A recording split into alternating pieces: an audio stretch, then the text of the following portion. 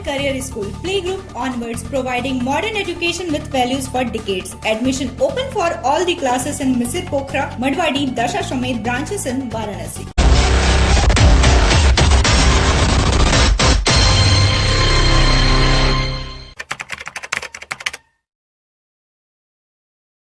मनीष पांडे, प्रदेश उपाध्यक्ष हिंदुआ वाहिनी। आज किस मुद्दे को लेकर आप एडीएम सिटी से मिले हैं? एडीएम सिटी साहब से मिलना इस मुद्दे में है कि हमारा संतोष साहनी एक दिव्यांग व्यक्ति है। पता लगा कि संकट मोचन में जो विस्फोट हुआ था 2006 में, इसने अपना हाथ पैर लगभग गंवा दिया है। दाहिना पैर इसका काट दिया गया है और उस समय इसको बताता है कि मुझे जो भी आर्थिक राशि दवा के लिए मिली, लेकिन उसके बाद सरकार की कोई योजनाओं का इसको लाभ नहीं मिला। केवल एक सर्टिफिकेट बना करके सीएमओ के द्वारा दे दिया गया है। जब हमें पता लगा तो हमने कहा कि नहीं, आप चलिए हमारे साथ, मैं प्रशासन तक ये बात पहुंचा रहा हूं। और माननीय प्रधानमंत्री जी ने इतना बड़ा कुंभ किया दिव्यांगों का प्रयागराज में, और स्वयं दिव्यांगों के प्रति एक संवेदनशील हैं हमारे प्रधानमंत्री, हमारे मुख्यमंत्री। कम से कम प्रशासन के द्वारा इसको एक आवास के साथ साथ ही जो है एक नौकरी की भी हो, कि जो पूर्व की सरकारों ने नहीं किया है। और ये तमाम दिखा रहा था, अभी हमें पत्र कि राहुल गांधी ने आश्वासन दिया था, कांग्रेस के लोगों ने आश्वासन दिया था, विधायकों ने भी, और यहाँ पे भी इस सरकार में भी ये तमाम मंत्रियों और विधायकों से मिल चुका है, लेकिन अभी तक इसकी कोई सुनवाई नहीं हुई है।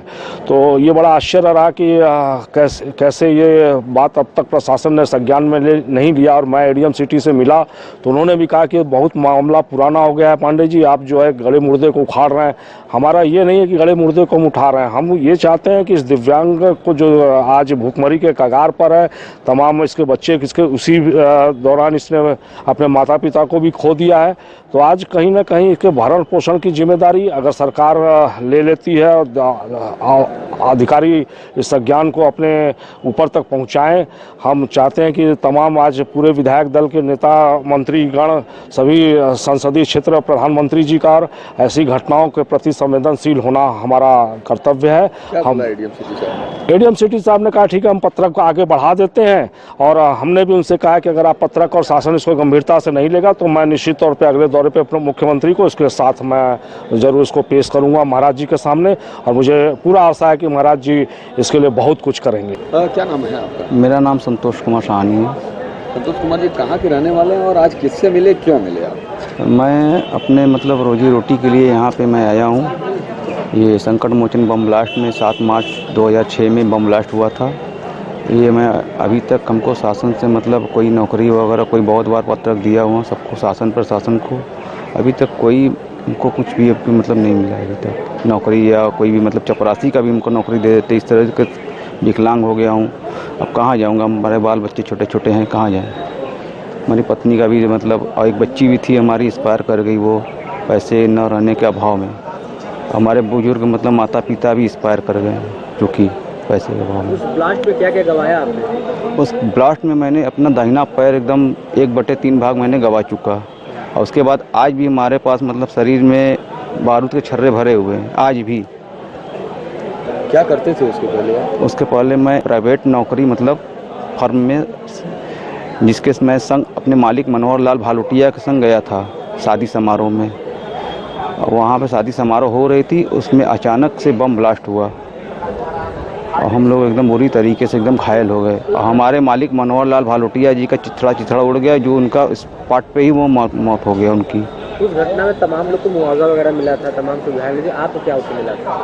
उस समय हमको थोड़ा बहुत मतलब हमको धनराशि, हम तो बेड पे थे, हमको क्योंकि हम बेड पे थे, हमको कम से कम 1 हफ्ते तक तो हम बेड पे ही थे एकदम, हम एकदम बेहोशी हालत में। हमको कोई भी जरा सा भी हमको कुछ नहीं मालूम चला कि क्या है, क्या हो रहा है, क्या जा रहा है, कुछ हमको भी जरा सा भी नहीं। 1 सप्ताह बाद क्या मालूम चला? परिजनों ने क्या बताया, कितनी आर्थिक मदद उस समय? हाँ, आर्थिक मदद हमको उस समय 1 लाख रुपये मिला था। उसके बाद 1 लाख रुपया, उसके बाद हमारा दवा इलाज में कम से कम 2-2.5 लाख 3 लाख रुपया लमसम लग चुके। उसके बाद किस तरह की मदद चाहते हैं सरकार से? अब मैं सरकार से ये मदद चाहता हूँ, ये या तो फिर छोटा मोटा विकलांग के अंतर्गत कोई भी चपरासी की नौकरी अगर हो वो मिल जाए, या आर्थिक सहायता मतलब मिल जाए, कोई जैसे दाल रोटी हमारा चल सके।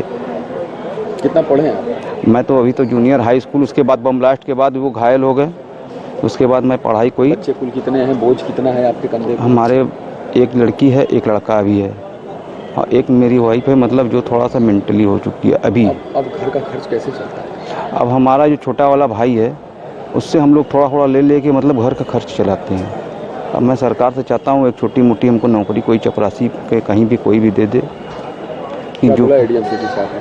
एडीएम सिटी साहब ने बोला कि मैं अभी पत्रक आगे मैंने आपको महाराज जी को मैं हैंड ओवर करूँगा। हैं सार्थक सर्जिकल सेंटर, जहां अत्याधुनिक लिथोट्रिप्सी मशीन द्वारा गुर्दे की पथरी का बिना ऑपरेशन के सफल इलाज, एक ही छत के नीचे सारी सुविधाओं के साथ एक संपूर्ण हॉस्पिटल, एकता चौराहा, पहाड़िया, Varanasi. Scholars Valley, a home of education. Playgroup to class 8. Call 9235442970. Near Ukar Hospital, Sundarpur, Varanasi. Education partner with Tata Class 8.